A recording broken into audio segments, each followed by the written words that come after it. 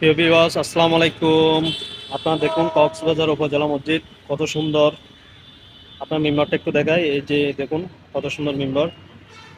আপনি এইদিকে একটু দেখলে দেখতে পাবেন গাড়ি চলতেছে, এটা হচ্ছে হাইওয়ে রোড।